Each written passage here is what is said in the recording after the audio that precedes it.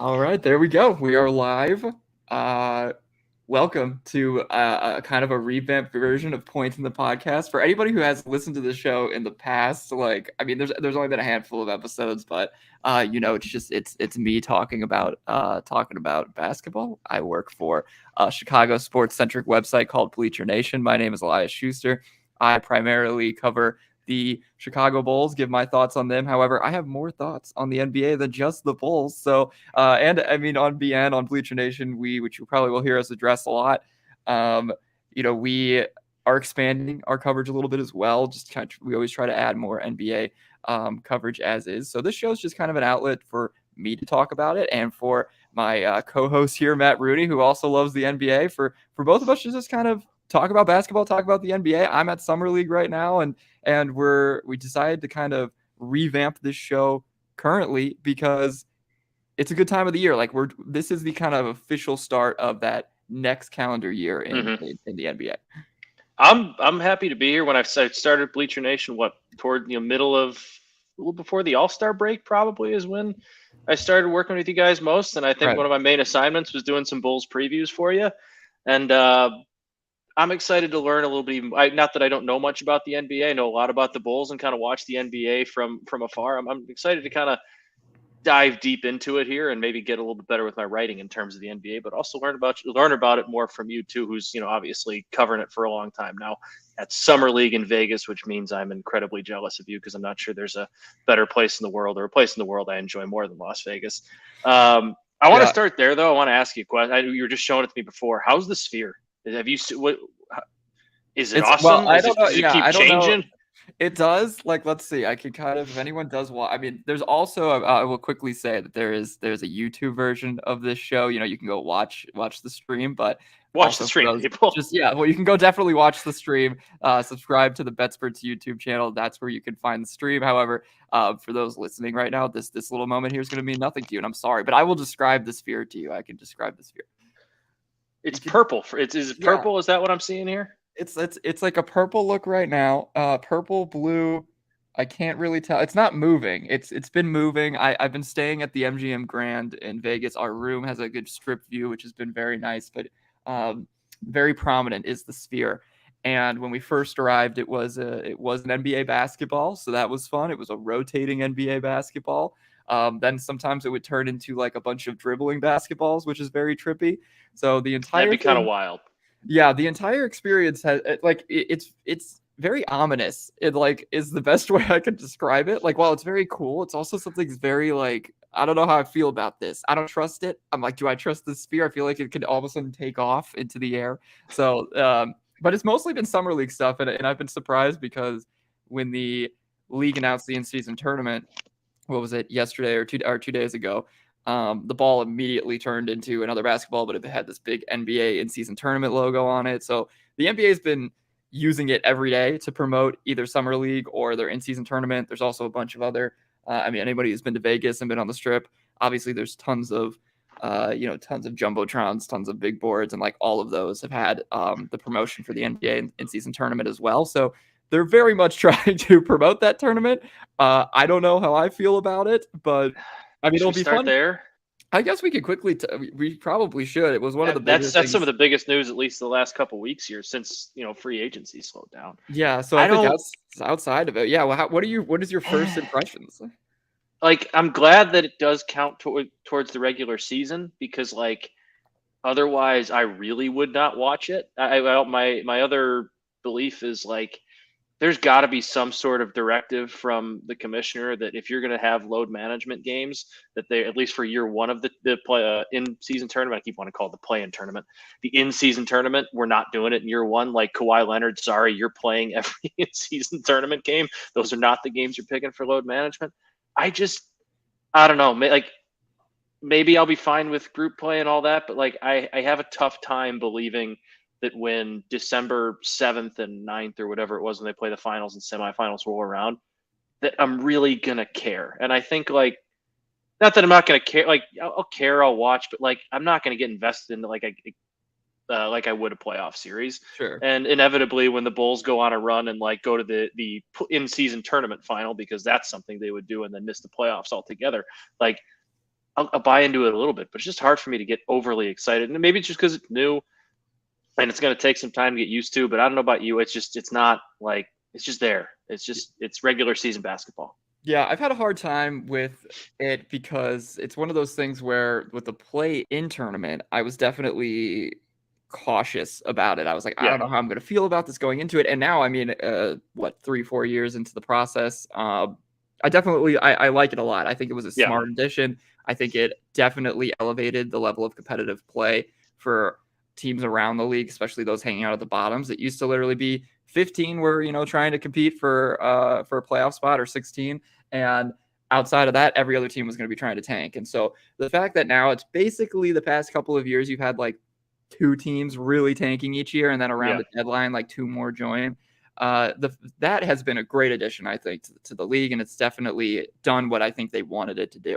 The tournament, I can't really see right now, at least, how it's going to elevate the level of competition in the way they want it to. Because what they want is that soccer, Premier League type type atmosphere where in the middle of the season there's like these cup tournaments, there's these things that make it feel like the playoffs without it being the playoffs. Because I mean, that's been the biggest thing. Everyone's like, you always want that playoff atmosphere.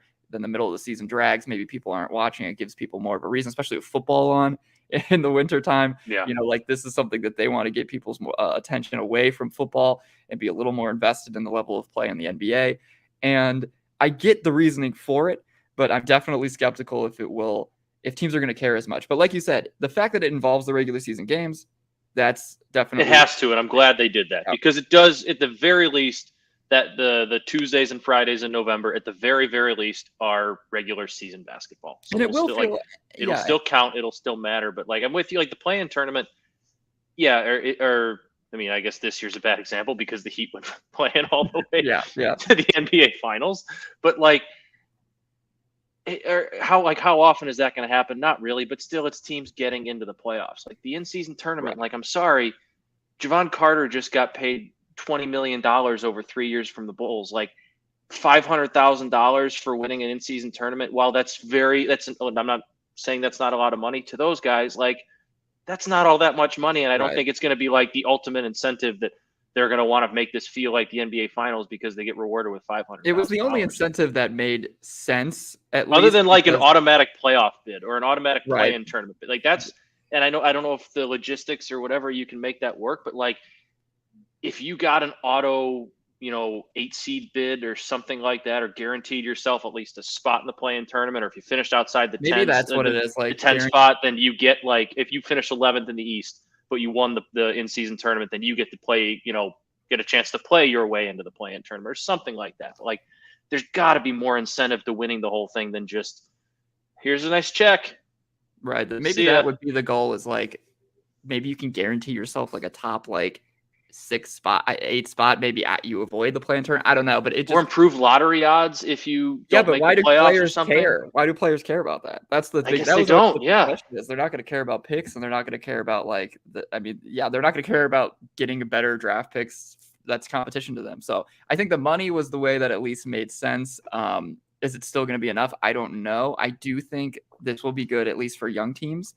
You're looking at teams like the Magic, teams like the Pistons, who I also want to talk about a little bit later when we go over some summer league stuff. These young, even the Spurs, let's say, just with Wemby this year, like for sure, these younger teams that probably aren't going to be viewed as having a real chance come postseason time.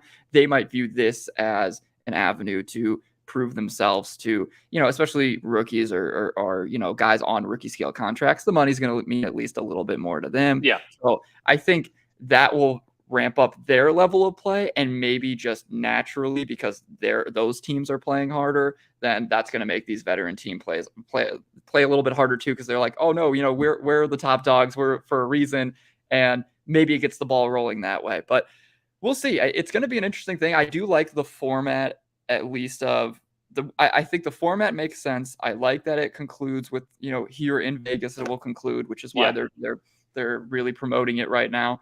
The fact that it's a neutral site thing will be pretty cool, but I think we're just going to have to wait and see how it really pans out, because the incentive thing has always been the biggest problem, and I just don't know if the money is a big enough incentive. It's like they've changed the All-Star game format the past couple, or like several times in the past like decade, and it hasn't really done much to change the competition. They added that Elam ending, which everyone thought like, oh, this is going to change things. And for the first 2 years, especially that first one in Chicago, which where this that one was awesome hat from. Yeah, that one was fantastic. But now after last year's again, where it just kind of turned back to the old All-Star game format where nobody cared until the last like 2 minutes, the league's already talking about how they might want to change it again. So we could run into that issue with the in-season tournament as well. But I do know one thing: they spent a lot of money on advertising.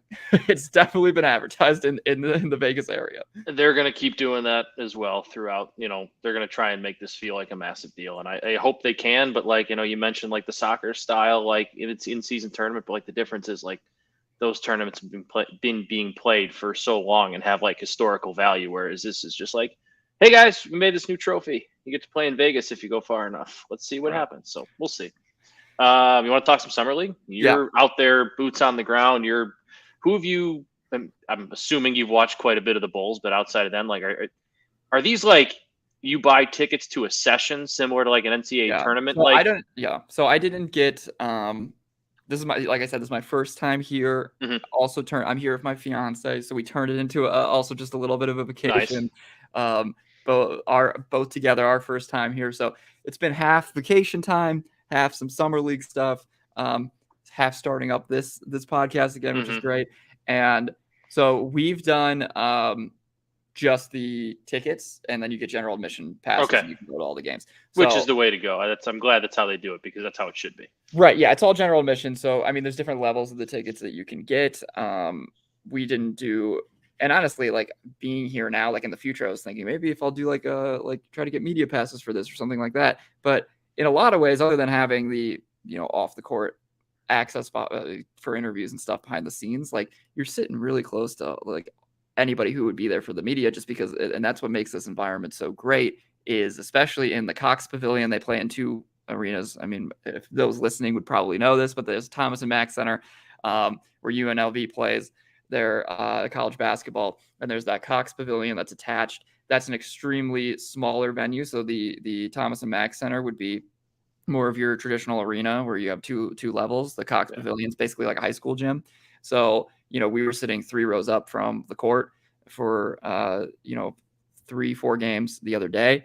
And yeah, it's been great. I think the thing that I've noticed immediately being here is, well, first of all, the basketball is bad.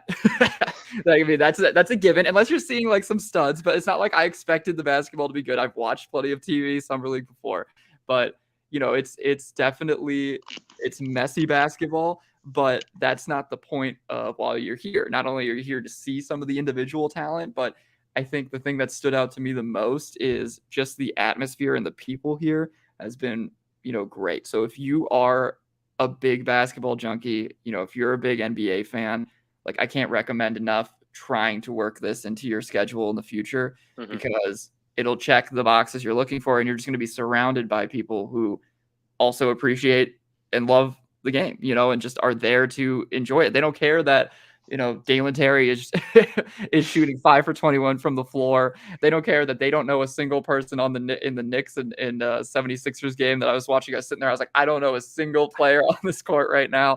So but that doesn't matter, because you're sitting next to people that are just there to love to watch it, but also talk to people who are fans of teams, it doesn't around the league. So the atmosphere has been really great in the building and just around town.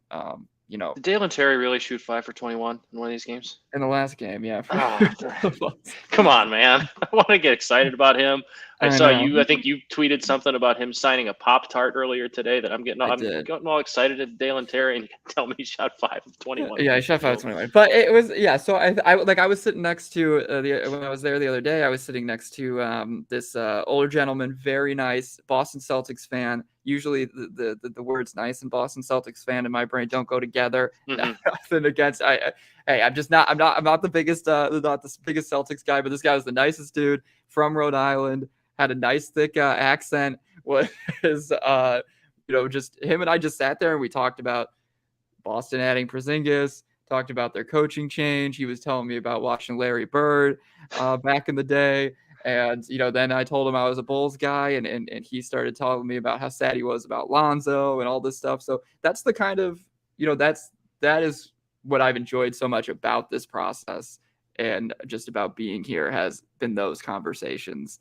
Those seeing some people that you may see online if you're on NBA Twitter, that kind of stuff, just running into people that love the game. So, I feel like it's NBA Twitter just kind of like brought to Vegas. Definitely. Like that's just kind of who it is. Like it's a live in-person version of NBA Twitter, which is kind of a fun place to be. And kind of a fun place to experience in person. It's more drunk on NBA Twitter somehow than it is here. That's the surprising thing. It's definitely. Well, I think the beers are a little cheaper at home than they probably are at the Thomas and Mack Center would be my guess. Oh, that's definitely true. Yeah, and at like any of the hotels. I mean, at least being from the Chicagoland area, that's you're used to some higher priced alcohol, but they do. It's pretty absurd in the room here. Which again, I'm staying at the MGM Grand, so they have like the mini fridge, and I just love checking like how much all that stuff costs, and it's like a little shooter of like Fireball is like it's like $20, $22. Yeah, and you're like, oh my god! And then when you go downstairs, Eli, that's why you got to go play blackjack or something. Find yourself the lowest minimum card table you can, play just the minimum, sit out a hand here and there, and just order free drinks there as much as you can because they're free at the tables. Yeah. Plus, if you get a mixed drink at one of the tables, it's going to be smaller. But if you order a Miller Lite, they have to bring you a full size Miller Lite. So that's the key. You sit at those tables. I did find the bar here. I did find the bar here that made an extremely strong old fashioned, and it was at least, and it wasn't overly expensive. I mean, it was still more expensive than what you'd be normally used to. But I took a sip of that guy, and I was like, oh, I'm going to keep coming back to this guy because this is my guy. This guy knows what he's doing. But yeah, So yeah, NBA Twitter definitely it's like that lifestyle. Somehow a little less drunk. Things can get real wild on NBA Twitter, but the actual being in the building's been a lot of fun. I haven't been there for a Wemby game yet. I will say that I haven't been there for a Wembanyama game. What about Brandon Miller? No, I've heard he's struggling. I've watched much summer league because I'm not there and I'm not going to watch too much of it on TV. But it seems like he's having a rough go of it early. Yeah, I think he's the first game he appeared in, which was it was before they started here in Vegas. He looked all right. I think the top 3 picks in general. I mean, that first game for Wembanyama, he really, really struggled. He was 2 of 13 from the field. Packed arena to see him, but just couldn't find his footing. Yesterday's game from him was a lot better. I think we finished with 27 points, I believe. Yeah. And just definitely looked a little bit more in his element.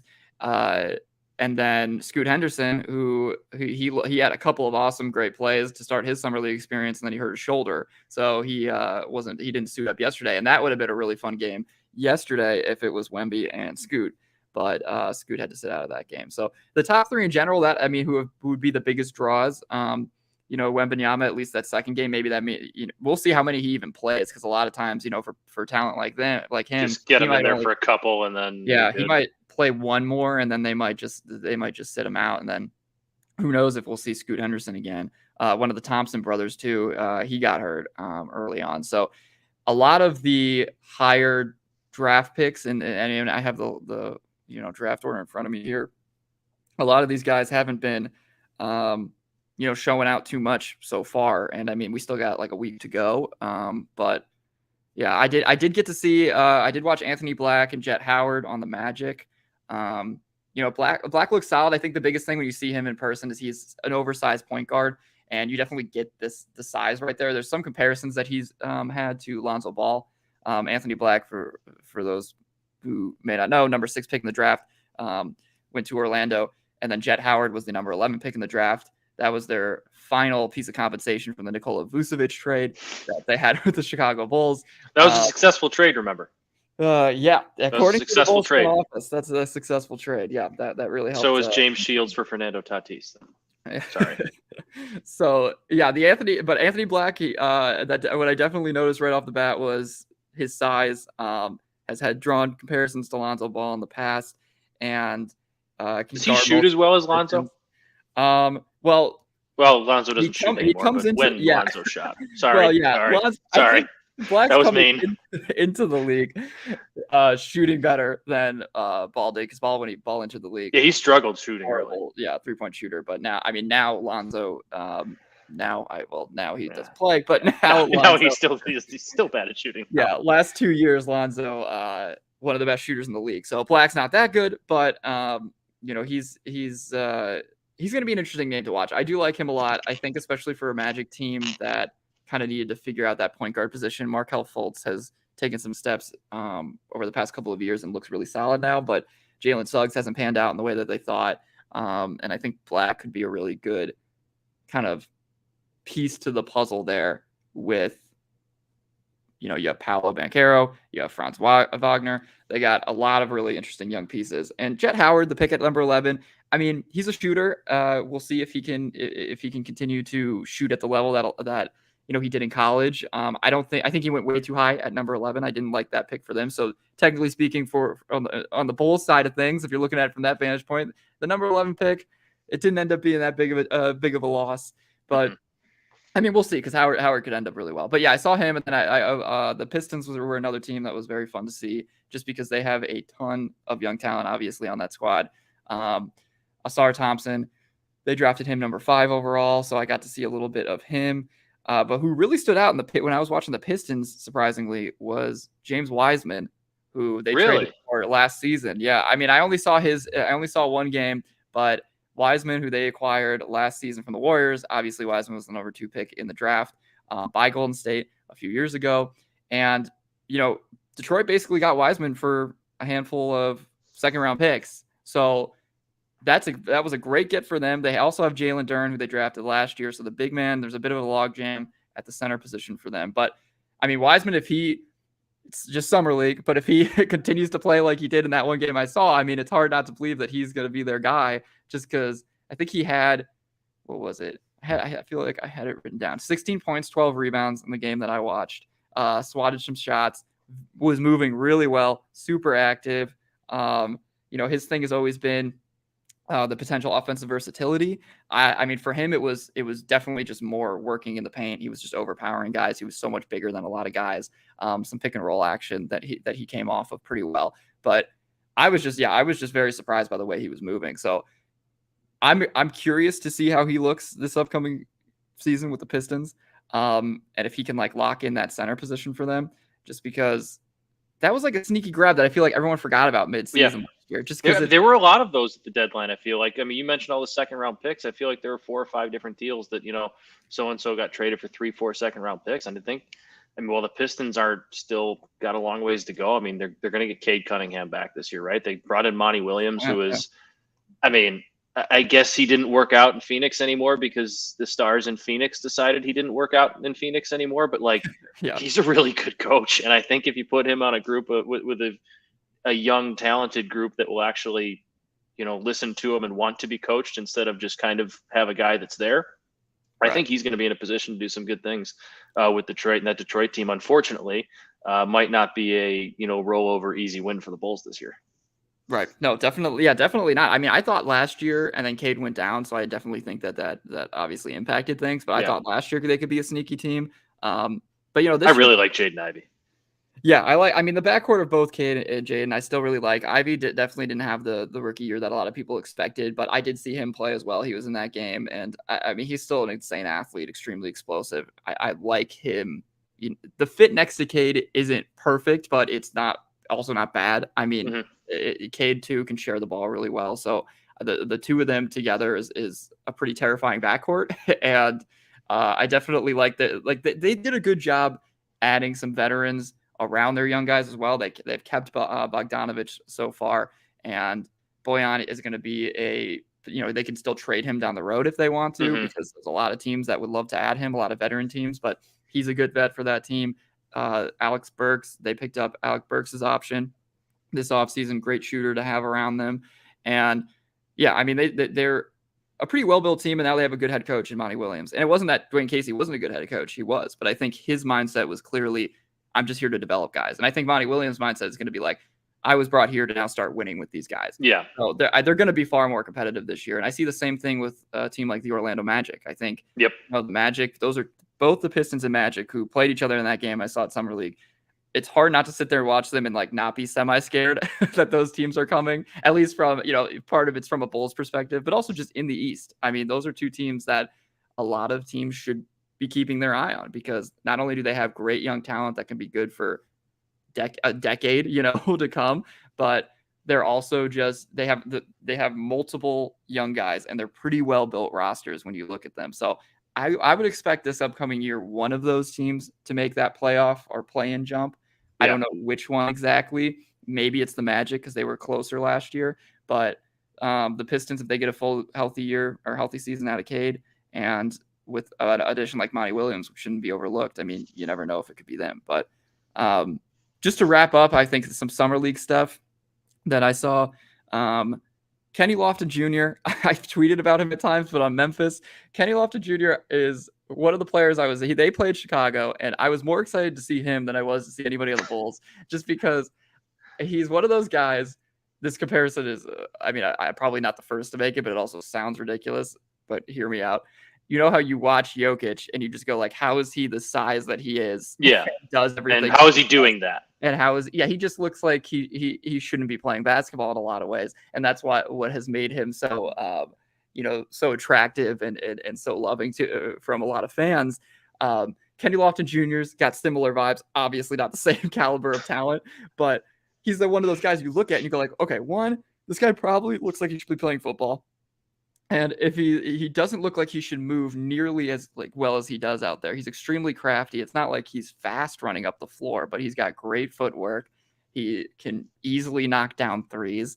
He's got good touch around the rim, and he's also just way stronger than you think. But he's gotten a couple stints with the Grizzlies since he's arrived, and I do think that he's one of those guys that could continue to get more minutes, but he's probably just gonna be like a fan favorite type for a while. Yeah. I don't know if he'll really break onto the scene, but I just loved watching him play because it's a mesmerizing player to watch. And he was, other than, let's see, that was I'm trying to remember that game.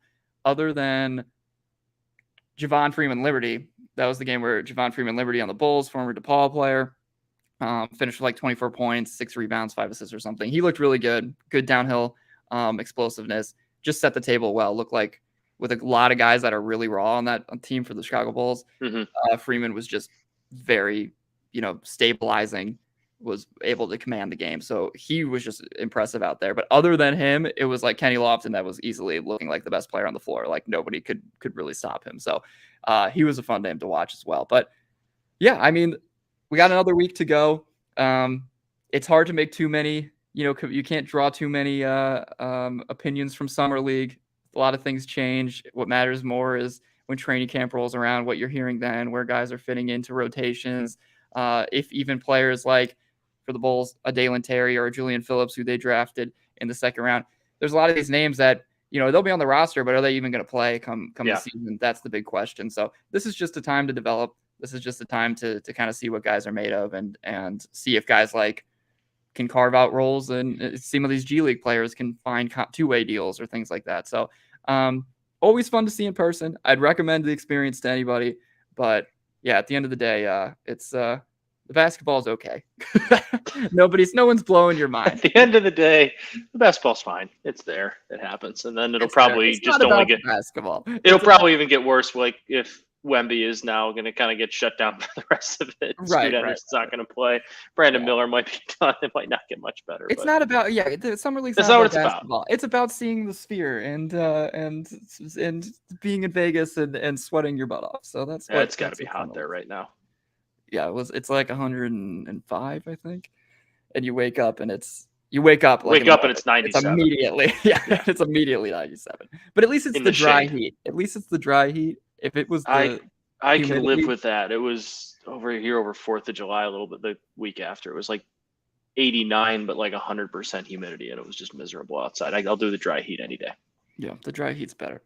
All right. Well, I think we should switch gears from the Summer League talk to kind of recapping just a little bit more draft talk, a little bit more free agency. I think, like we said at the beginning, the show's a little revamped. We're just getting caught up.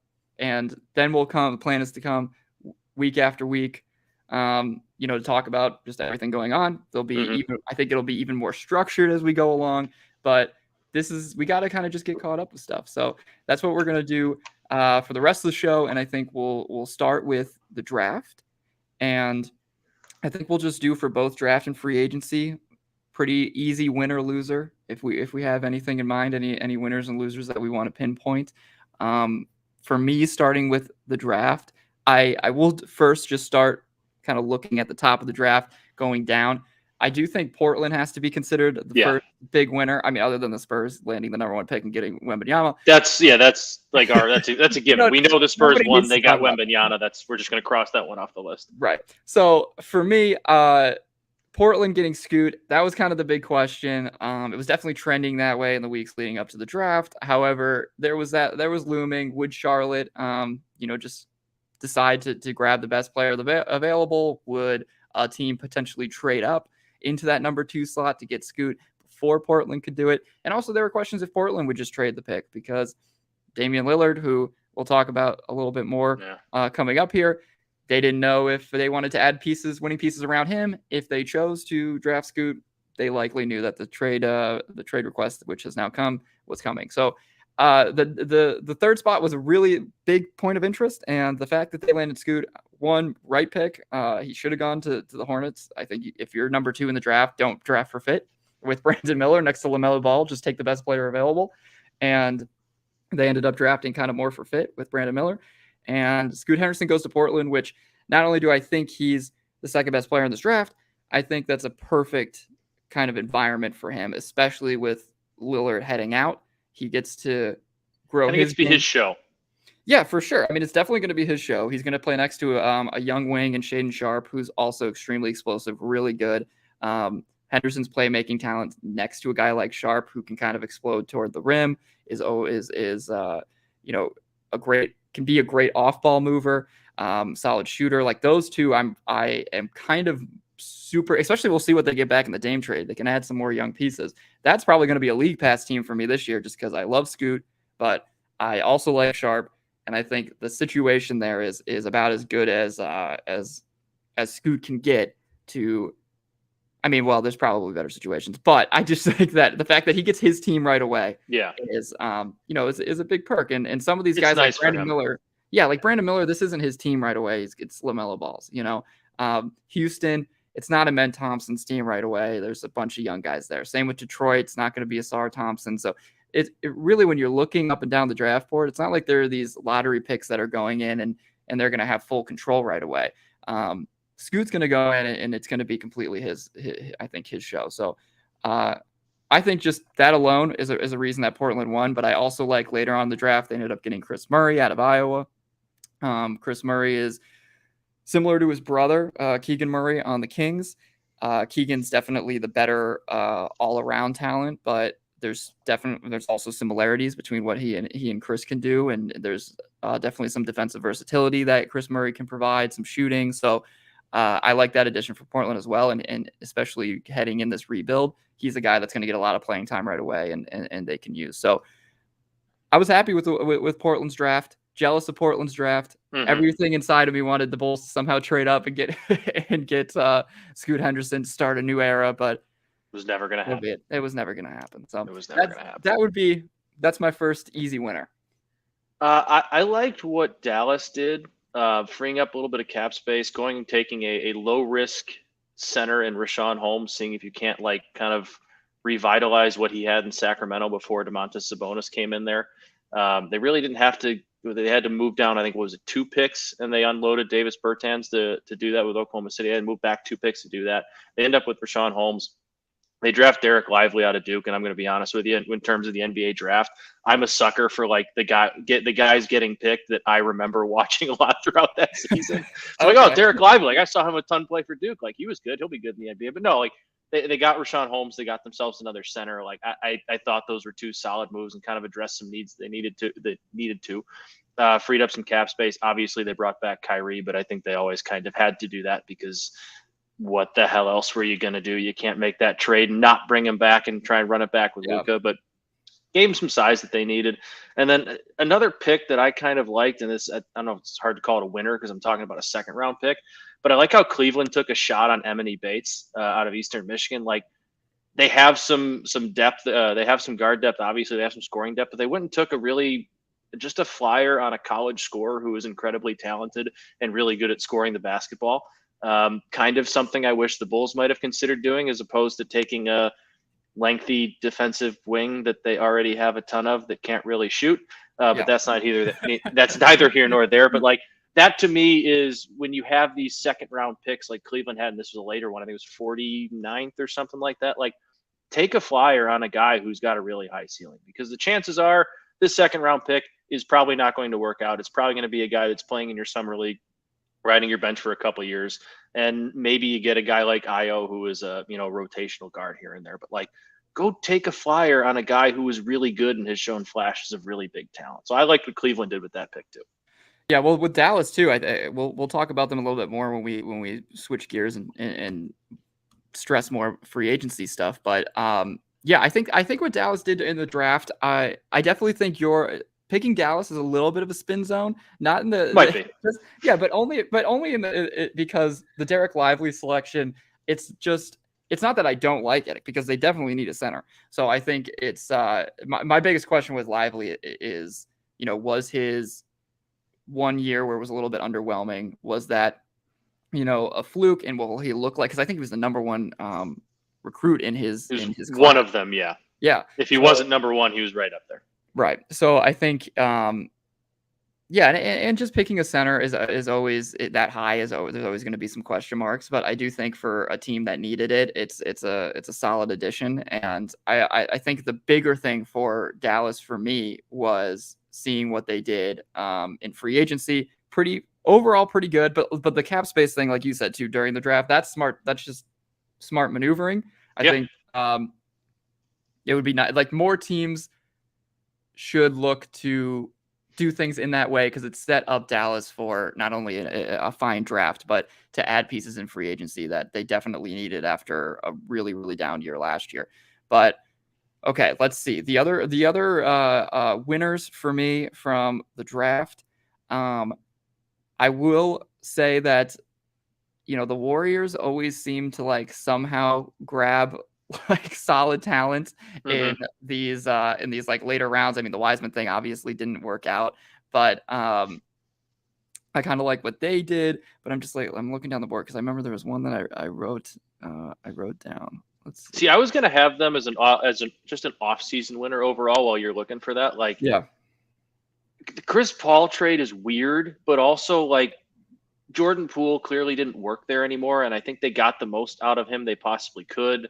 And there was a little bit exaggerating when I say a little bit of a rift there between him and Draymond. Like, there was a rift there, and I think what they did with this Chris Paul trade is the window's coming to an end in the relatively near future, and I think they just went out. They got a really talented guy. They're going to milk whatever they have, out of the last bit of this core, and moved on from the wild card in Jordan Poole, who's sometimes great and sometimes what the hell are you doing, and went and got a really solid basketball player in Chris Paul, who doesn't have to go to Golden State and be the guy, kind of like he was a 1A in Phoenix. You just go there, play some basketball, give us your best, probably coming off the bench, and then on the court late in games. Like, the Warriors kind of closed that window a little bit, but got, I think, better and just more consistent in the process. And it's almost like you can see you see when this is going to end, but I think they gave themselves a better chance to make a run after this deal, if that makes sense. Does that make sense? Am I spin zoning that too much? No, I think no, not at all. Because I think what the Warriors' biggest problem was the fact that they lacked direction's not the right word, but the future was the way they were handling their young assets, trying to mix it in with the win now mentality is just extremely hard to do. So I think the fact that guys like, you had Moses Moody, you had James Wiseman, you had I'm missing a name, but they've had a handful of decent draft picks over the past couple of years, and obviously they got the Wiseman one because there was that one season where everybody was injured. Kuminga is the name that I'm forgetting.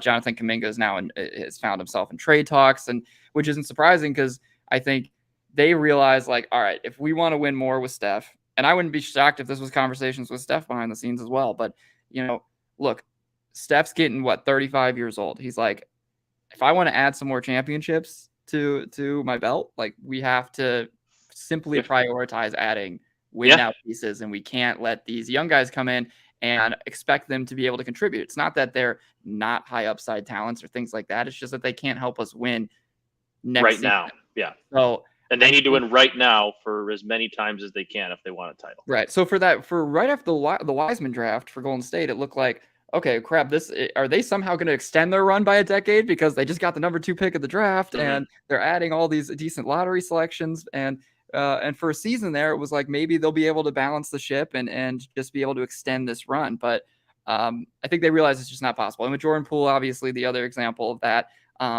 he kind of started to exceed that 6-man role, right? Like you couldn't just have him be your 6-man, especially they couldn't pay him that much and expect him to be their 6-man.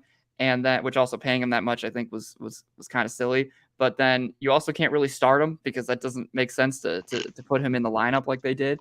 And so getting off his contract to start fresh whenever they need to start fresh, I think is what they did really well, because they probably know, especially with adding Chris Paul, there's like 2 years left of this thing before they might have to. I mean, they just re-signed Draymond to his three-year deal. 4, I think it was. But yeah, I mean, there's like a couple more years that they can really try to push for it here, and these young guys weren't going to get a chance. So you had to move them. And I think those young guys are probably going to be happier where they are. Jordan Poole's going to be very happy getting able to shoot every single ball. Like I think Jordan Poole is in now, and probably he's got a title, so that's nice. But now he gets to go to Washington and just it's him and Kyle Kuzma's show. Like they're the guy, which is really weird to say, but like they're the guys. He gets to go somewhere and be the guy. He can, fill that ego a little bit, not have to worry about, what Draymond thinks or what Steph thinks or what Clay thinks. Like he just gets to go and run the show with Kyle Kuzma. That's fine. Like that's good for him. I think he's probably better off for it. I think both teams ended up in a better position because of that deal. Seeing actually how the Chris Paul thing comes into play will be interesting, but in terms of what it meant for their future outlook, it made sense. They couldn't keep straddling and trying to play both sides. But in terms of the 2 young talents they added this year, I like both of them. Trace Jackson Davis, with like the second to last pick of the draft, they were able to add him into the mix, and he just seems like a good addition for the Warriors. He played at Indiana. I'm a Big Ten guy. I went to very talented at Indiana. Yeah. I went to Illinois, so I watched plenty of Trace Jackson Davis over the past few years. My fiance also, she's an Indiana fan, so I watched plenty of. She went to Indiana, so I've watched plenty of his game. Like him a lot. His fit in the NBA, obviously, that's why he didn't go until literally the second to last pick of the draft, is interesting. We'll see how he fits, but I think if there's any situation that's good to go into for a player like him, where it's like, what's your role in the NBA? It's a little bit ambiguous. Like, the Warriors can figure it out. Hang with bigger men. Exactly. Like that's an environment. That's the type of young guy that could, in a year from now or even later this year, they could surprisingly throw in there and he'll give him 10, 12 minutes and he'll look okay. And so that's a good environment, I think, for a guy like him. Brandon Podziemski, I don't even know if I'm saying the last name right, but he went to Illinois for a year. They never played him. Went to Santa Clara, where Jalen Williams, who's on OKC, he kind of brought Santa Clara onto a bigger stage 2 years ago.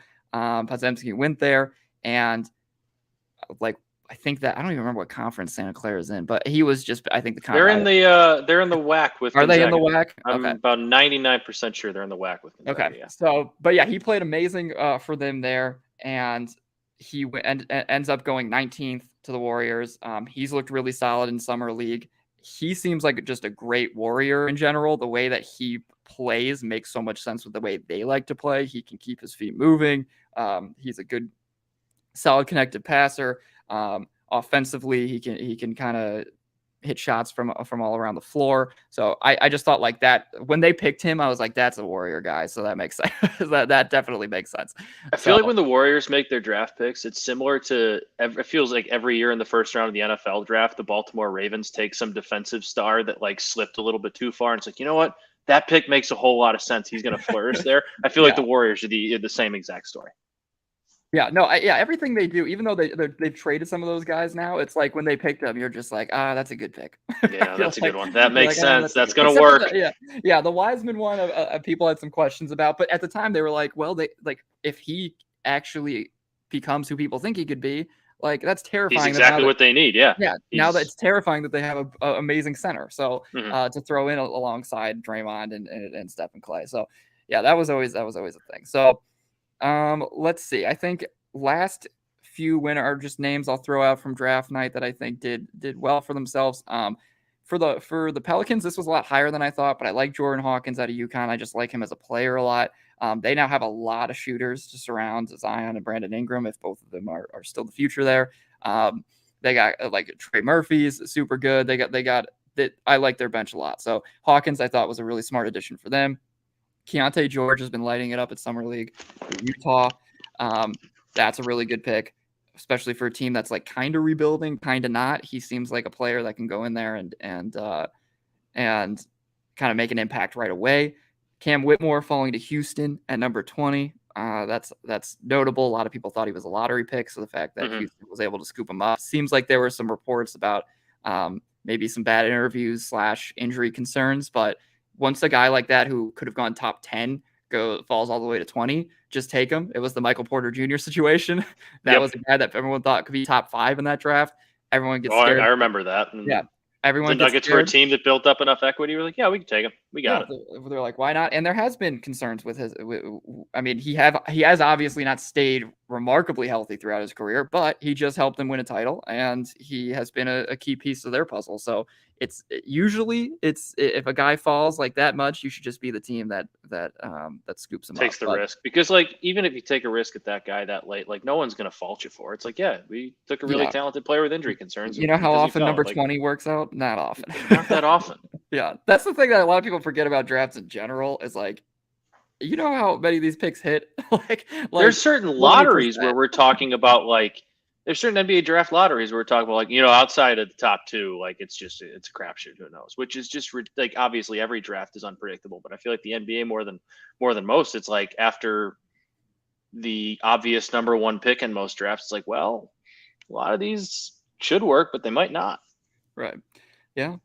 All right, so why don't let's recap. Let's do a little bit of free agency recap, and then we can wind this up. So I think for free agency, I think the first thing we should start with is just probably mention the fact that there's still a lot of bigger movement that can happen because the Damian Lillard situation and the James Harden situation. So that's probably also holding up some of these last signings. There's not a lot of big names left on the board by any means, but teams are probably waiting to see if they can get in as maybe a third team on those deals or whatever before they really kind of fill up their cap sheets and then things go quiet as we head towards training camp. So then we'll probably be talking about this in the coming weeks, but both Damian Lillard, James Harden, those 2 guys are going to be on the move. I actually wouldn't be shocked if the James Harden situation drags out pretty long. I think he might start the year still with Philly. Yeah, I wouldn't be surprised just because Daryl Morey, he did the same thing with Ben Simmons.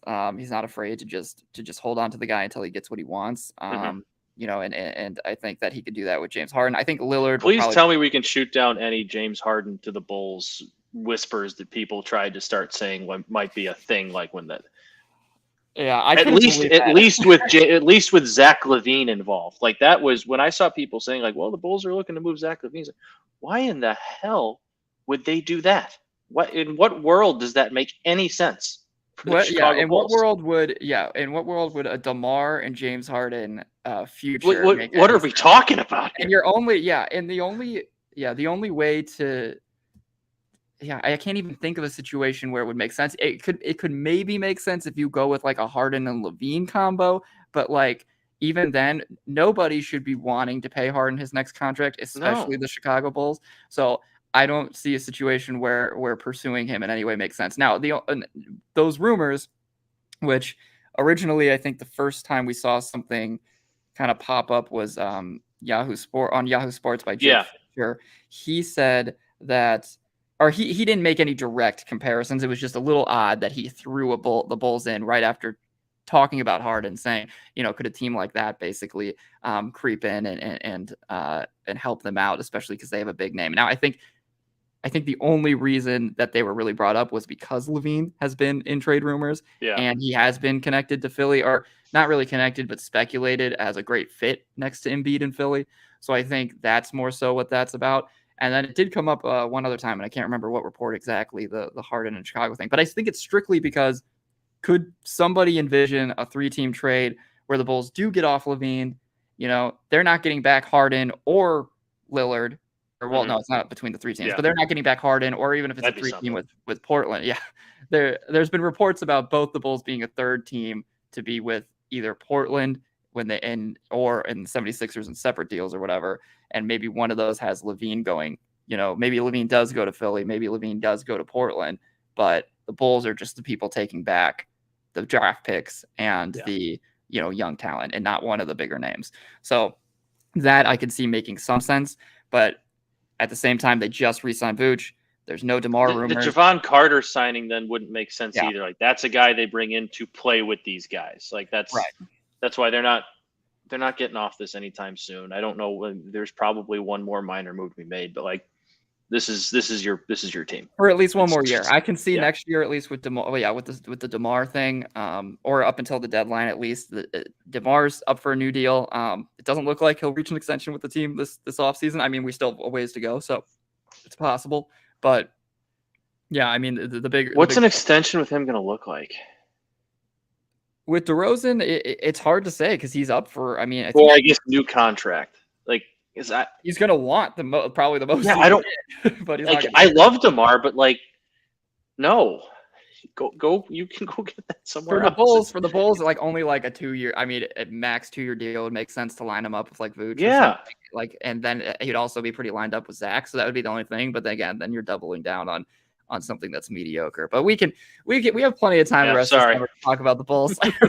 We'll definitely have a Bulls segment. And, there's a lot of time left. But getting the Dame and James thing out there, I think we should all keep that in the back of our heads as we talk about free agency, just because a lot of players will be moved if those players are moved, and a lot of picks will be moved. So that changes up a lot of stuff. But and the trajectory of certain conferences and just certain teams in general. So that's just something to keep in mind as we talk about free agency. But yeah, this would be the offseason of a lot of players getting a lot of money that shouldn't get that much money. And I feel like that does happen every year, but for somehow even more so this year. Names that immediately come to mind, Jeremy Grant signing like a 5-year, $160 million deal with Portland. That's pretty hilarious, especially now that they're just going to trade Dame. So it's like, now you're Jeremy Grant. Was that a move to try and make Dame happy? I don't know if it was. Obviously, if it was, it failed. But like, what?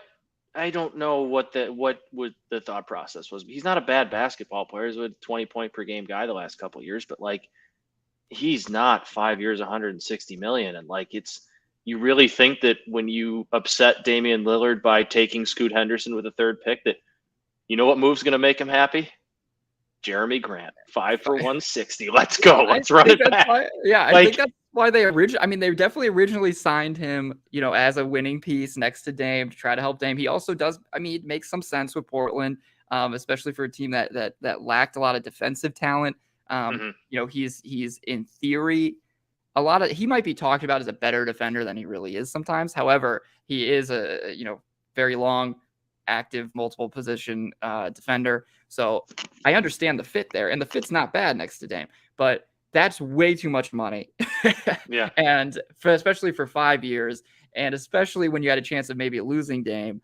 I don't get it. It's going to be a hard deal to trade too, especially with the new CBA rules coming into play. I know the cap's going to go up a little bit, but the cap's also going up it's going up gradually. It's not going to be a big jolt like we saw in, what was it, 2011 or whatever year. Oh, that was the funniest offseason of all time. Yeah, we're not going to be seeing play. So it's going to go up, and that'll make a difference, but it's going to go up like 10%, 12% every year. And so the money will look a little bit better, but still for teams that are going to be terrified of that second apron that the NBA has established, which comes with restrictions to future draft picks and things like that. If you go above it, taking on a contract like Jeremy Grant, especially if you're a contending team, It's not going to be like all not that something you want to do. So it seems like that's a guy that could just be there for 5 years. And I don't fully understand the move. Now, he's not horrible to have next to Shaden Sharp and Scoot Henderson, but just too much money for yeah, just 5 years for 160. He's horrible to have next to those guys. Yeah. So other major money, Fred VanVleet. I wish we had like a little. We should have like a little radio board so we can say the name, some cha-chings. But 3 years, 130 million roughly for Fred VanVleet going to Houston. That was clearly just screw you, Raptors. We really want the guy. So then they paid him what they were going to pay him. Smart guy for an organization to bring in. I love Fred VanVleet. I think he is a great culture guy. I think he's he's a little less. I have concerns about him aging, what he'll look like then, but he's a good 3-point shooter. And he's definitely a smart player, good guy to have next to some of the young assets that they have. So I'm fine with the signing. In theory, the money's a lot. It's only 3 years, so I guess that's whatever. But it's crazy when you think that he's going to be making more money than a guy like Zach LaVine next season. Like, he's making insane. $42 million next year. LaVine's making $41 million next year. So you think about the names. Again, all due respect to Fred VanVleet, it's just he still has LaVine's up that level, like one more level. Yeah. And also younger. And he's also a 2-time All-Star. And say what you will about LaVine, it's just Fred VanVleet's not on that same level. So it's a lot of money just to get a guy in the building to help with your culture. And what's hilarious to me is they got that guy and paid him all that money to come in and help with their culture. And then they went and paid Dylan Brooks all that money to come in and be a part of their culture. Like, it seems like we're kind of on opposite sides of the spectrum there in terms of the example you want to set for your young players about how to go about their business. That's true, because Fred VanVleet is definitely one of those like hard-nosed guys. He is. He's a guy you want. He's a guy you want around a young core and be the point guard and be their leader. And then Dylan Brooks. Yeah, they could both be. The comparison would be that they're both like grit and grind types. They both, play pretty hard, but they're both pretty inefficient scoring. And they both can be, at least. Mm-hmm. And then the Brooks is more of he's more of shaking the boat, and VanVleet's more trying to right the ship. So the two of them together is definitely interesting, weird. And they had a lot of money to spend, and it's true. You have to reach another thing in the new CBA. You have to reach a certain threshold, I think, of spending all your cap space. I forgot what exactly the rule is. I can look it up and we can talk about it on a future show. But you have to reach a certain mark. So they knew they had money to spend. But it's also like, you could have probably shared the wealth a little bit. A team like that, why wouldn't you throw like an RFA offer at a guy like PJ Washington or things like that instead of giving $80 million to Dylan Brooks? So if we're talking about teams that spend a lot of money just to get a couple of veterans in the building, that's definitely Houston. And I bet you Ime Udoka, new head coach, had a lot to say, or a lot of would agree with part in that. Yeah, a big part in that process, just because he wants the team to win. They also kind of do need to start winning because they have a lot of their picks coming up going to OKC, I believe, for that Westbrook trade that they had back in the day. So that's a team that needs to start winning a little bit. So I guess in that sense, it makes sense. Let's see other big cash grabs. Draymond Green. It's a fine deal. I mean, a 4-year, $100 million isn't terrible, but he got, he's going to be, you got to take into account that he's 33 years old. So, and just he plays a very physical game. So we got to see a little bit how he ages. The Kyrie deal, you had to keep him if you're Dallas because of how much you traded for him, but 3 years, $126 million. It's not the most that he could have gotten. However, it's at least he got him for 3. Like, at least you're not locked into that. Like, does he play like 10 games a year? Like that's always the concern with Kyrie. So who knows? That's always a little bit of a concern. Max Strus, honestly, got paid. Good for him. But 4 years, $62 million is a good chunk of change for Max Strus, especially after the finals that he had. He had a great playoffs with the finals. He was rough shooting the ball, but I kind of like what the Cavs did, adding both. Just about to say that once you were talking about that. I think Karis LeVert and Niang are both nice additions for them as well.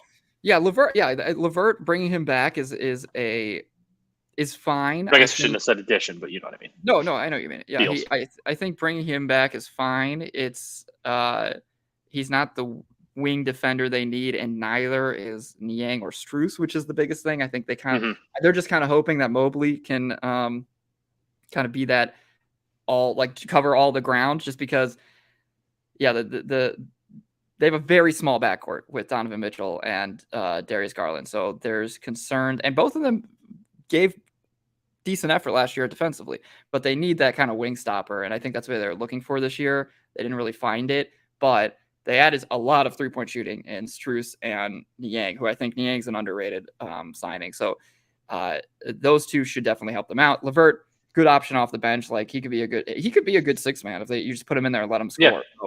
Yeah. So yeah, I like what the Cavs did this offseason. Austin Reeves, opposite of getting a ton of money, I thought he was going to get way more than he got. He got 4 years, $53 million. It makes me really mad at the Lakers because they had a good offseason. That's a good offseason for them. They had a good offseason. They got to keep their best asset. Nobody made it hard on them, which confused me. I thought he'd get at least an offer sheet from somebody with cap space. Nobody did that apparently, and now he's just making a little above the MLE. And for somebody who played as well as Reeves did last year, it's definitely a steal. Like the fact that D'Angelo Russell's making significantly more than than Austin Reeves now probably doesn't make much sense. Last big on the top, I just want to cover the big cash grabs. Yeah. Last big cash grab I think we should note is Bruce Brown, 2 years, $45 million. I commend the Pacers, honestly, because I love Bruce Brown. And the Pacers, that was just one of those, like similar to the Fred VanVleet deal. We're getting this guy. It was like, F you, I don't care. This guy. We really want him. So I don't know. I mean, he does fit in really nicely with, he should fit in nicely with Halliburton. That could be another frisky team.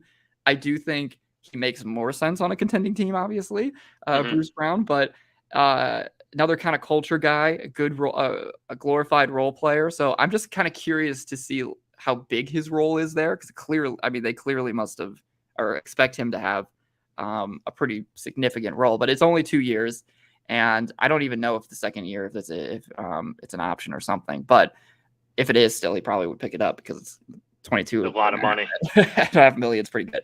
So so that was a massive deal for the Pacers. And lastly, I'll throw Brook Lopez in there. There was big questions about whether Houston would use a lot of their cash to try and pry Brook Lopez away from Milwaukee. He ends up returning to Milwaukee, 2 years, $48 million. That's a lot of money for a 35-year-old center. It's only 2 years, but $24 million a year for Lopez is a lot. So those names, just think about it. I know that's a lot to process, but those names, when you hear them all out loud, they're all good players for the most part. None of these guys are anybody that you don't like, but it's just a lot of money. For guys who none of those guys we just named. I'm trying to think. I mean, besides a guy like Kyrie, I guess VanVleet, he was an all-star. An all-star. He wasn't like initially, and then someone was hurt, so he was put into the All-Star game. But outside of that, that's a lot of money for guys that aren't technically at that level yet. So it was a big that's money right there. NBA free agency is just always this happens every year. It's like, that guy got that much money, like what? Right. How? But it happens every year, and with the cap going up, it's going to continue to happen every year. Right. As for the winners, just some teams to cover. Miami's going to be a winner whenever this deal goes through. Whenever the Lillard deal goes down, they'll probably be a winner. I especially for a team that kind of needed. I mean, I know that they've gotten the finals the past 4 years, or 2 of the past 4 years. However, this run that they're on is clearly fizzling out. So if they add Lillard, that restarts things to put them probably for the next 3 years back in that same conversation. So without him, though, they're going to be at an interesting spot. I also still wouldn't rule them out as a possible Zach LaVine destination if they miss out on Lillard. But the team, so as for winners, we mentioned them earlier, but Dallas, I really like what they did overall, adding Grant Williams. They threw the restricted free agency offer at Grant Williams. They threw another one at Matisse Thybulle. However, the Portland Trailblazers matched that one. Both would have been good additions, but Grant Williams, I think, is a really strong addition. 4 years, $54 million, only again a little bit above the MLE. That's a good deal for him. He's not only could stretch the floor, good addition to have next to Luka and Kyrie. He's a guy you can spray out to, but he adds a level of defensive versatility and toughness that they needed. So having him at the power forward position, I think, is definitely a good call, especially with their center position not entirely figured out. Either you're playing really young with Derek Lively Jr. or you're playing, Rashawn Holmes or like Dwight Powell. You have a lot of options at center, but I just don't know who's going to be their go-to guy there. So having a guy like Grant Williams kind of in the front court or as a swing man, I think is a good role player for them, and especially for Luka, who just needed a better supporting cast. So also they traded Dorian Finney-Smith in the Kyrie deal, and I like Dorian Finney-Smith probably even more. And he's a better defender, but Grant Williams kind of immediately fills that hole that they created by trading Finney-Smith. And then they added Seth Curry, and Seth Curry's only signed to a 2-year, $9 million deal. He was a target that I liked for a lot of teams, especially Chicago. I was going to say, I would have loved to see the Bulls make a move for him. And I do think Javon Carter, while he's not as proven of a shooter, he could be in a bigger role.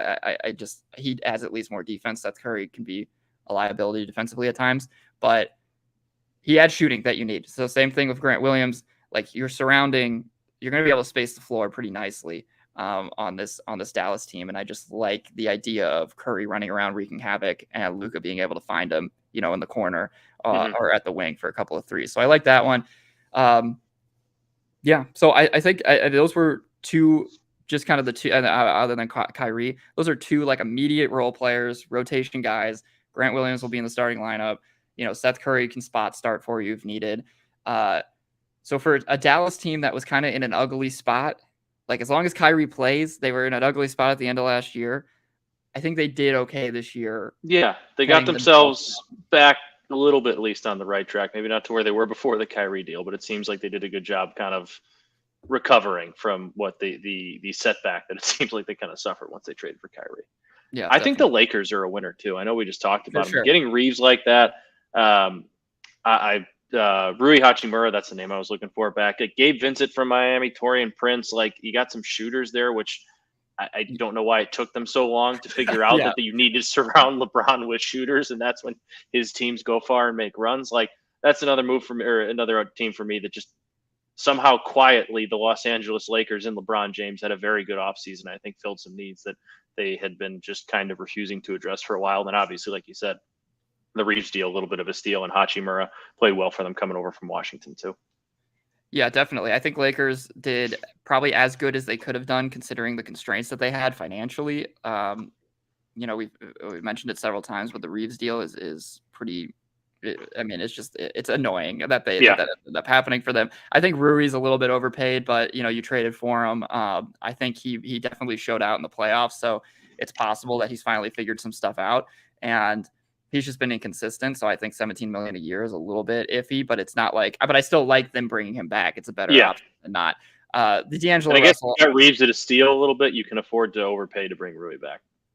Right, and I think both Rui and like a guy like D'Angelo Russell, who's making $18.5 million a year, I think that's a lot. But like those are both guys for the Lakers that can potentially be thrown into deals later on. Like those are those mid-level contracts that a lot of teams want to make especially if you're a contending team, to add other people out there. So like if you wanted to add somebody like Bojan Bogdanovic at the deadline or something, one of those names you could throw into a deal to get that done. Like so it's always good to have those type of contracts. The Gabe Vincent thing, like you said as well, that just feels like a Laker guy. Like it feels like a LeBron guy to throw next to him, like somebody that you're not going to think much about, but then he'll have his nights, and when he's out there, you're going to be like, I like that dude, and that's what he was in Miami. But it's just it seems right next to LeBron, and it seems right for the Lakers. I can see him in that gold Lakers uniform. Right? Just take a picture already.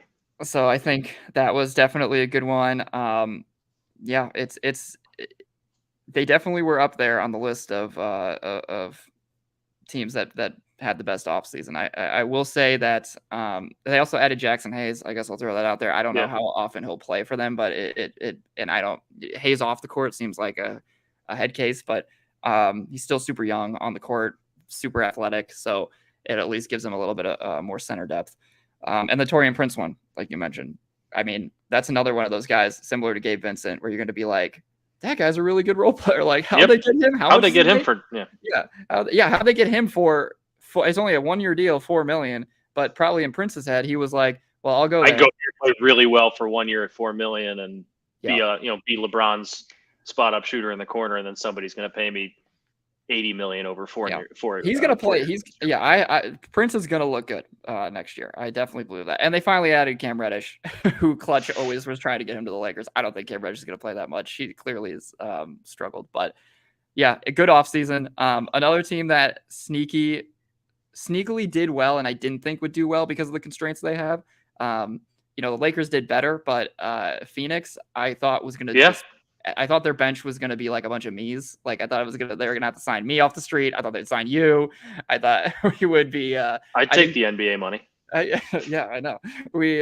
I didn't think that they would be able to really add anything of significance. And while it's not like they added any big names per se, well, they added like a lot of guys that have been on benches that you're fine with. Yeah. That guy. Yeah, Yuta Watanabe, Damian Lee. Those are two guys. They brought Lee back, but two above like 40% shooters. Watanabe probably was a Kevin Durant recommendation from Brooklyn. He was an electric shooter last year, so they add him. Keita Bates-Diop, who a lot of people might remember from Ohio State. I don't want to get that wrong, but like that's what I remember. Keita Bates-Diop was the Ohio State, wasn't he? Because that's Ohio State. You're correct. Yeah, he was really good at Ohio State. He has struggled to find his place in the NBA. However, last season with San Antonio had a very underrated year. So like he could be a guy that's eating minutes next year for them. And you're like, who's that guy? And it's like, well, go look at last year's tape. He looked pretty good. Yeah. And then but the Eric Gordon thing is huge for them. The Eric Gordon signing was the biggest one. I have no idea how that ended up working out. I don't know what that contract is even estimated to be right now. Let's see if SpotRack has it up. SpotRack has him making like the minimum over the 2 years, and that's a steal for them because Eric Gordon that's a playoff guy. He's a good basketball player. He's not just like he's a guy who just wanted to play in Phoenix and wanted a chance to win a title, so he took the minimum. Like that's a really good addition for them. Not the type of guy we thought they'd be able to add when they made the Bradley Beal trade. Right. They 100% convinced him they must have convinced him that's it would be the spot to compete for a championship. He shot 37% on his career from downtown. He's shot over 40% a couple of times over the past few years. Just a good overall veteran and somebody who can come off the bench. And that was the biggest question for them is like, their bench is going to suck. They're going to, their bench is going to get beat on the floor every single time that they have to go to it. And now that they have a guy like Gordon who can come in and you can kind of fill the floor with shooters. I definitely like it. Defensively, there's still going to be some major question marks for this Suns team. Keita Bates adds some length for them, which is all right. I mean, Yuta plays hard. Watanabe, he plays hard. But yeah, there's not a lot of options defensively there. So that's always going to be the main question mark. But they doubled down on offense when they traded for Beal. It was clearly our goal is to outscore you, and we're going to win 130 to 120 every night. Right. And so, as long as they do that, then good for them. But yeah, them and the Lakers, considering the restraints that they put on themselves, I'm very impressed with what they were able to pull off. And I definitely think that the Lakers especially are going to look better in the regular season than they did last year. Agreed. They'll be a top half of the Western Conference team in my opinion, provided, everybody stays healthy and LeBron's foot is okay throughout the year, and he does end up playing most of the time. I think they'll be very good. Yeah, agreed. Last couple of winners, at least, and then we can briefly touch on some losers. Hang on, I'm checking my notification from Woj. Let's see what it was. We breaking some big news? No, Woj would be. Absolutely not. He's saying that Joe Cronin. Yeah, talk about the Dame thing, how we were talking earlier about how the Lillard thing or the Harden thing could drag out. Joe Cronin, the Blazers general manager, was saying that he thinks the Lillard thing could take months as well. So they're going to, he's sick. Yeah. It would give us stuff to talk about, but sure. During a dead time, but I mean, that's the smart way to do it. I still think that Portland could end up just, pushing it through. But I mean, we've seen Daryl Morey. He's committed to just to waiting it out. We'll see if Cronin is as disciplined. This is his first, he's new to the whole front office leader thing. So we'll see if he's as disciplined, which is if the season starts and Lillard's not playing and he's like, you're not playing, and we'll trade you when the best response comes. That's probably the right way to do it. And I never, the one thing I will quickly say before we finish up the free agency stuff, this is a side tangent, but what I don't like that people do is when it comes to these trade situations with these stars like Lillard or like Levine, let's say. I remember I wrote a post. This is how I'll start. I wrote a post a couple of weeks ago about how apparently Zach LaVine's camp was saying that they wouldn't want to go to the Knicks. I don't remember where that report came. I might have been the Sporting, or it might have been New York Daily News. I think reported that his camp wouldn't like a trade to the Knicks. Who knows? Who knows if that's true? It was being reported. Why? I don't really know. It's a big market. It's a big apple. But I think it's agency stuff because Clutch, they're run the Knicks by Leon Rose and what CAA was, I think, his agency. So it could be that kind of stuff. Regardless, I wrote that, and it's a lot of comments on it. Were like, who cares? They could trade him to the Knicks if they want, blah, blah, blah. And that's not wrong. They could trade him to the Knicks if, there's no one stopping them from doing it. He doesn't have a no trade clause like Bradley Beal did. You could still trade him to the Knicks, but it's not entirely insignificant that Levine's camp might be putting out there, I don't want to go to the Knicks. It's not like neither team is going to take that into consideration. Not only will the Knicks take that into consideration because they wouldn't want an unhappy player, and not only would the Bulls take that into consideration because they don't want to piss off Clutch, who's the biggest agency in the game. So for people to suggest that it doesn't matter what the player wants when they're getting traded, because they don't have the final say. That's silly because there is a benefit to working with the player to send them to a place they want to go, even if you don't want to admit it. I don't think you always have to do it. Like in the Dame situation, I do think waiting could be fine because over time too, he's not going to play and then he's going to be eager to play. And then you'll be like, all right, you're going to go here, but the idea that that teams shouldn't take that into consideration at all is silly because both teams will. Not only does a team not want an unhappy player, but a team doesn't want to piss off an agency because those are the agencies that they work with for a bunch of players. There's like 3 Clutch guys on the Bulls, so they can't piss off one of the guys. So it does annoyingly feel like, though, in the NBA more than any other league, that kind of the agencies and the players do dictate where they get traded to more than any other sport. And that, like, I get it, but if you don't have a no trade clause, I don't like when players let it be known that I'm not going to go here, I'm not going to play. It's like, why do you don't have that? Like, you don't have that right. And like you're under contract, and if team trades your contract, like that's where you go. If you have a no trade clause, that's fine. Then you can say no. You've earned that. That's included in your contract. That's fine. But like, it just hamstrings these teams and ties things. Like Portland obviously can wait, and then maybe Dame will budge if he gets bored and not playing and wants to play. But like, if he doesn't, you're screwed. Like, you're never going to get. You talked about not getting. New York's not going to want a player that's doesn't want to be there in Zach LaVine. But like, if you're Portland and Miami knows that Damian Lillard is not going anywhere else but your team, you just get to lowball Portland, throw them some scraps and a first-round pick, and call it a day. Yeah. No, so I hate how certain teams just get screwed over by that. It feels like more in the NBA. It happens in all leagues, but the NBA, it seems like it happens. Yeah, I'm not denying that I'm not denying that it's frustrating, but I think I totally get your side too. Yeah. Like from a Bulls standpoint, you don't want to piss off the biggest agency in basketball at this point. Right. So I think waiting it out is totally fine. I like the method from somebody like, or I like Portland saying we're going to wait. I like the idea of the 76ers saying to wait for the right deal because at the end of the day, Harden still, when who was it? Well, Ben Simmons, they waited on Simmons and he went where he went and he doesn't play, but it's still like they could still end up at a place where they want to go potentially. But the front office should play a little bit of hardball for sure. But the idea that there's no outside factors and they can just trade them to wherever they want, that's also not true. Yeah, there's a lot of context that always needs to be put into play. Correct. All right, let's we're gonna wrap up the show with a couple of losers. Let me pull up. I can start if you want me to, because I Yeah, have go one ahead. that If you got a loser, go for it. Toronto to me is very similar to what like the Bulls are kind of doing or not doing. It's just like we're running it back, but also kind of not really, because our better point guard left, and we brought in Dennis Schroeder, who's a fine basketball player, but he's not really a starter on a contender in the league anymore. Like, why? Like, we're firing Nick Nurse to run this thing back with a lesser team that just finished ninth.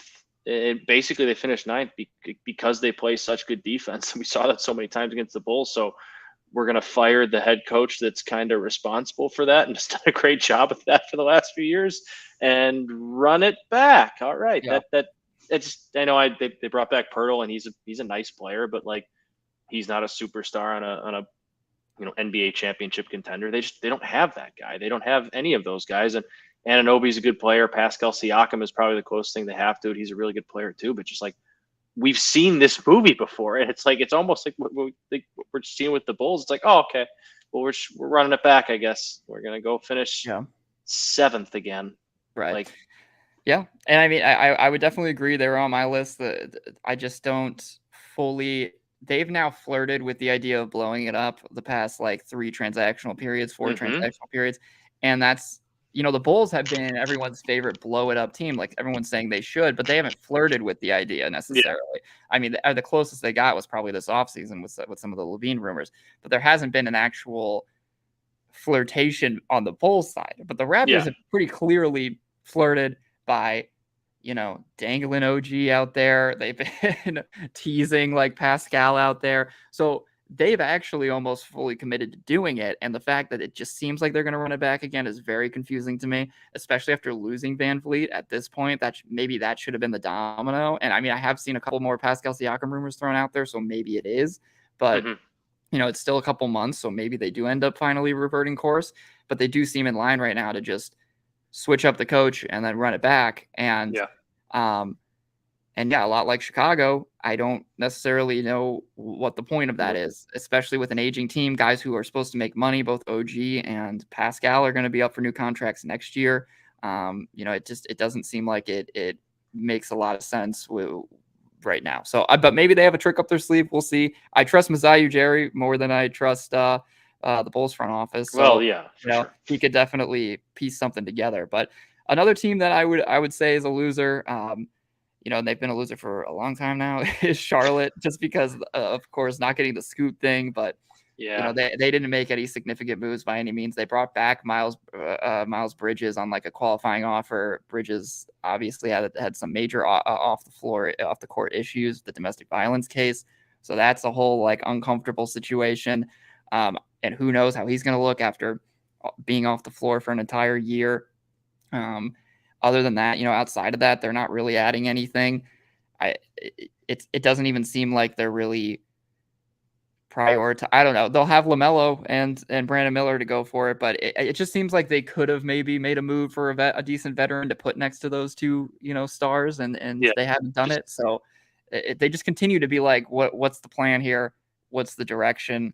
Does the ownership change have anything to do with that, of not, throwing around too much money when the team's getting sold, or I know fully sold, but obviously changing hands in terms of majority ownership? Well, and we see new ownership. It does get aggressive, so they do take over this offseason. So, a trade could happen. Who knows? I mean, it just seems like already the ownership thing's weird, because they were changing owners, but apparently Michael Jordan still had the final say, they said, with the that was very, draft pick. very so weird. So it was like, why are you doing it that way? So, I don't know. They continue to remain in like the bottom of the barrel, and I'm not quite sure how they're going to get out of it right now. But that would be a loser in my brain.